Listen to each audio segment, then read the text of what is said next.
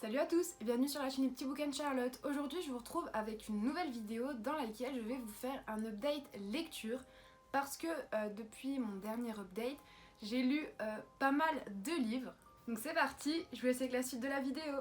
Angels we have heard on high, sweetly singing o'er the plains, and the mountains in reply, echoing their joyous strains. Gloria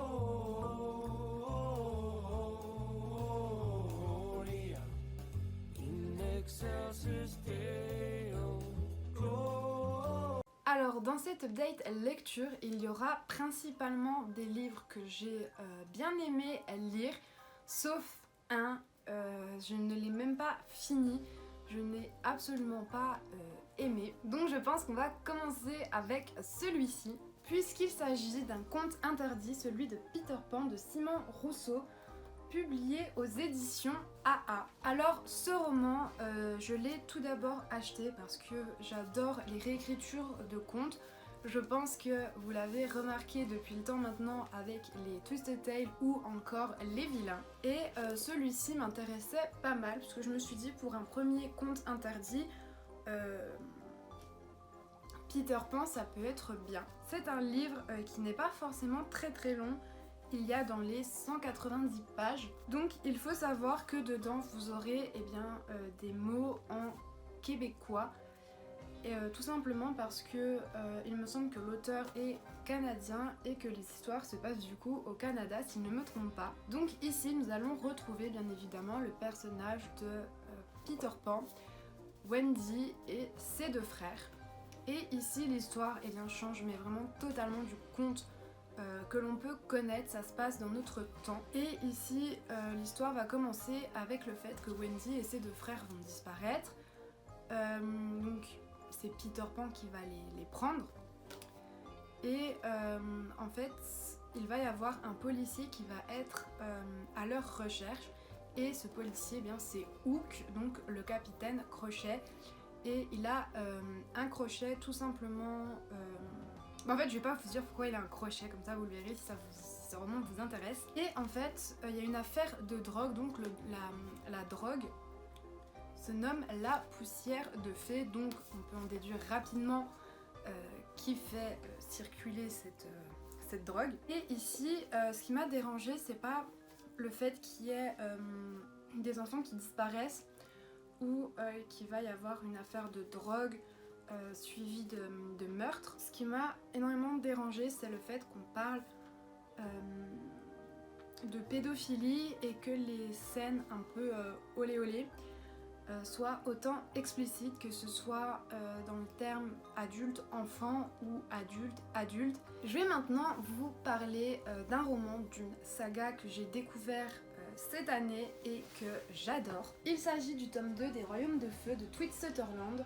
C'est La Princesse Disparue, publié aux éditions Gallimard Jeunesse. Et ce que j'aime bien, donc c'est pour l'instant dans les premiers tomes, on suit les dragons qui vont retourner chez eux pour retrouver leur famille. Et ici, je pense que vous l'aurez deviné avec la couverture, on va aller dans le royaume marin. Donc on va suivre l'histoire de Tsunami qui va aller retrouver sa mère. La rencontre avec sa mère ne va pas se passer comme prévu. Tout simplement parce qu'il va se passer des choses un peu étranges dans ce royaume. Et la mère de Tsunami va donc la garder, elle et sa sœur, toujours près d'elle pour ne pas qu'il puisse leur arriver un malheur. Et leur mère est alliée avec une des trois sœurs qu'ils doivent choisir pour être la future reine du royaume de sable, sauf que eux n'ont pas fait leur choix, donc ça va leur poser quelques petits problèmes envers cette reine. Ils vont encore une fois être emprisonnés contre leur gré, comme un peu tous les endroits où ils vont depuis le début. Et Tsunami aussi va découvrir qui est son père, mais cela va beaucoup l'attrister étant donné qu'il s'est passé quelque chose d'un peu horrible entre elle et son père. Donc je vais pas vous dire quoi parce que ça on le voit dans le tome 1, donc si vous l'avez pas lu je vais pas vous spoiler, mais j'ai bien aimé ce tome 2 comme les autres. Et ici c'est plein de rebondissements aussi. Parce que comme je vous l'ai dit, ils sont enfermés contre leur gré, il va y avoir des petits conflits entre eux.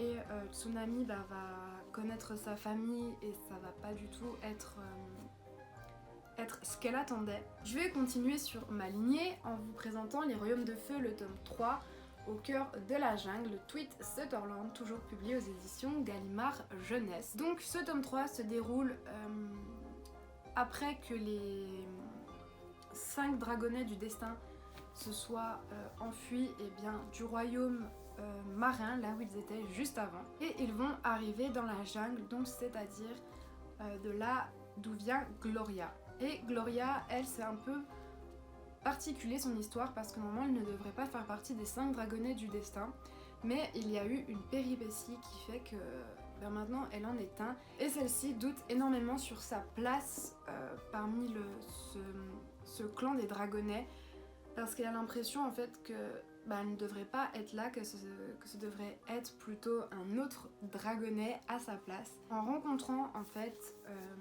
les siens, elle va voir qu'elle ne sait absolument rien de son clan, qu'elle ne sait pas du tout comment il fonctionne, comment ses écailles fonctionnent, parce que Gloria en fait a la particularité de pouvoir changer ses écailles de couleur, donc de se fondre dans la masse en quelque sorte. Et dans son clan, il y a un problème. Déjà, c'est qu'elle va retrouver quelqu'un de sa famille, mais elle ne pourra pas forcément savoir qui sont ses parents, tout simplement parce que, comme chez certaines espèces d'animaux, les animaux, quand ils pondent, ils vont laisser leurs œufs sans surveillance, donc là c'est ce qui arrive, et elle ne sait pas vraiment du coup qui sont ses parents. Et en plus de ça, il y a des dragonnets de son clan qui disparaissent mystérieusement. Et celle-ci va donc partir à leur recherche, et elle va aussi défier la reine de son clan. Et ici, il va aussi y avoir des discordes entre les dragonnets, parce qu'il y en a qui n'ont pas forcément envie, par exemple, de la suivre pour aller chercher les dragonnets de son clan qui disparaissent, qui préféraient peut-être plus rester en arrière et que ce soit la reine et ses troupes qui s'en occupent. Or, le clan de Gloria, qui vient de la jungle, est un clan où les dragons sont un peu feignants, on va dire, mais c'était encore une très bonne lecture. Là cette semaine j'ai commencé à lire le tome 4, c'est le seul qui me reste en ma possession, donc je le lis assez doucement.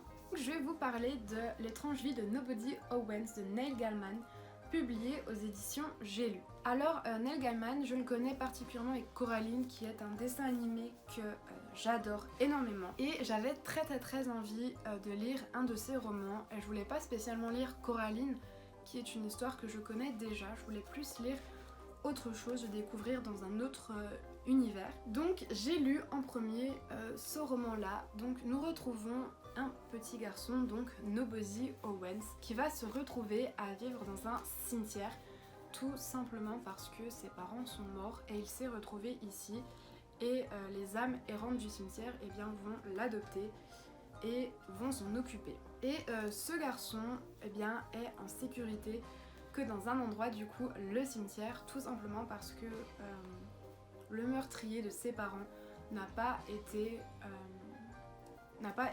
retrouvé. Je vais ensuite vous parler d'un roman dont je pense vous avez déjà entendu pas mal parler, parce que je crois qu'il date un peu. Il s'agit de L'école du bien et du mal de Sophie Chenani, publiée aux éditions PKJ. Et je l'avais déjà vu en librairie, mais je m'étais pas vraiment penchée dessus, on va dire. Et je l'ai dévoré. Ici nous retrouvons donc le personnage de Sophie et Agathe. Sophie, elle, est une fille qui va prendre très soin d'elle, qui a un côté un peu princesse, un peu fleur rose. Que Sophie, elle, déjà vit dans un cimetière, et elle a un côté un peu plus sombre que Sophie. Il y a un soir, tous les 12 ans, si je me souviens bien, un homme vient kidnapper soit un garçon et une fille, soit deux filles, peu importe, pour les emmener dans l'école du bien et dans l'école du mal. Et ici, rien ne se passe comme prévu. Les filles ne se retrouvent pas vraiment là où elles l'auraient espéré, parce que Sophie, elle se voit déjà devenir une grande princesse, tout ça, alors qu'Agathe, elle se voit plus devenir une sorcière, et ça va être inversé. Donc ça va causer quelques petits problèmes entre les deux filles. Et ici, en fait, elles se rendent compte à un moment donné qu'elles ne veulent pas rester là, elles vont vouloir partir. Or, il va y avoir beaucoup d'obstacles entre elles, entre plusieurs choses. Je vais ensuite vous parler d'un roman que mon copain m'a aussi offert. Il s'agit de La Belle Gariade, le tome 1, Le Pion Blanc des Présages de David Eddings, publié aux éditions Pocket. Alors, si vous aimez l'univers Seigneur des Anneaux, sincèrement, c'est un roman que je vous conseille. C'est le même principe. Ici, nous allons tout simplement retrouver Garion, qui est un jeune homme qui vit dans une ferme avec sa tante. Et en fait, Garion ne sait pas du tout qui il est, et on va le découvrir au fur et à mesure de ce tome-ci. On va découvrir que c'est un personnage plus important que ce qu'on ne le pensait. Aussi, parce qu'il vient d'une famille très très importante. En fait, ici, comme dans Seigneur des Anneaux, il y a un objet que le méchant ne doit pas retrouver, ne doit pas avoir en sa possession. Mais ici, ce n'est pas un anneau, mais une orbe. Et Thorak, qui est le méchant, ne doit absolument pas l'avoir en sa possession. Or, cette orbe a disparu et Garion, les deux personnes avec qui il est tout le temps, donc sa tante et le père de sa tante, et ses autres compagnons vont partir à la recherche de cette orbe, exactement comme dans Le Seigneur des Anneaux. Ensuite, j'ai lu Oser ses rêves de Elisabeth Lim et Si Cendrillon n'avait jamais essayé la pantoufle de verre, publié aux éditions Hachette Heroes, et c'est un twisted tale. Donc comme d'habitude, tout ce que j'ai à vous dire dans un premier temps, c'est que la couverture est extrêmement jolie.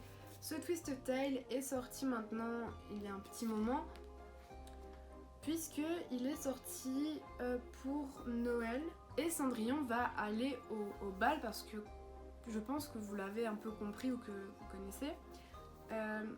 Il y a juste un truc qui fait que l'histoire va changer, mais sinon c'est un peu le même principe. Elle ne va jamais essayer la pantoufle de verre. Ici, sa belle-mère, je trouve, est encore plus méchante que dans le dessin animé, puisqu'elle va elle va la vendre, si je me souviens bien. Et Cendrillon va réussir à échapper. Elle va se retrouver, sans vraiment le vouloir en fait, dans le château du prince. Elle va devoir travailler là, tout en sachant que la pantoufle de verre dont parle tout le temps le prince, cette fille dont le prince est obnubilé, c'est elle, mais elle ne peut absolument rien dire. Je vais maintenant passer à l'avant-dernier roman que j'ai lu, donc je vous l'avais dit, j'en ai lu pas mal. Il s'agit du tome 1 de La Passe Miroir, Les Fiancés de l'hiver de Christelle Dabos, publié aux éditions Pôle Fiction. Donc ce roman, comme vous l'avez vu si vous avez vu ma vidéo précédente, je l'ai eu dans un swap que j'ai fait avec Pauline. Donc je vais pas vraiment vous en parler pendant longtemps, parce que depuis le temps, je pense que vous le connaissez tous, vous connaissez tous l'histoire. Ici, on va retrouver Ophélie, qui est une liseuse. Quand elle va toucher un objet, elle va lire ce dernier.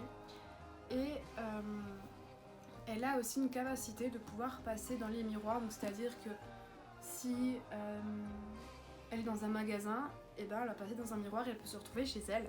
Et celle-ci va devoir épouser un homme qui s'appelle Thorn. C'est en quelque sorte un mariage arrangé. Et celle-ci, n'aime pas vraiment cet homme, elle le trouve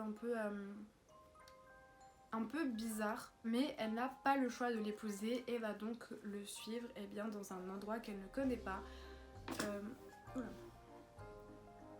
C'est-à-dire chez la tante de Thorn. Il va y avoir plein de péripéties, tout simplement parce que Ophélie et sa marraine qui l'accompagnent dans ce voyage, qui doit rester avec elle jusqu'à ce qu'elle épouse l'homme, ne doivent pas se montrer, aller dehors, ne doivent pas Personne ne doit savoir qu'elles sont là, tout simplement parce que Thorn a énormément d'ennemis pour une raison que je ne vous dis pas, parce que soit vous le savez, ou soit eh bien, je vous laisse le choix en fait de le découvrir par vous-même en lisant ce roman. Et je vais maintenant passer au dernier roman de cette deck lecture.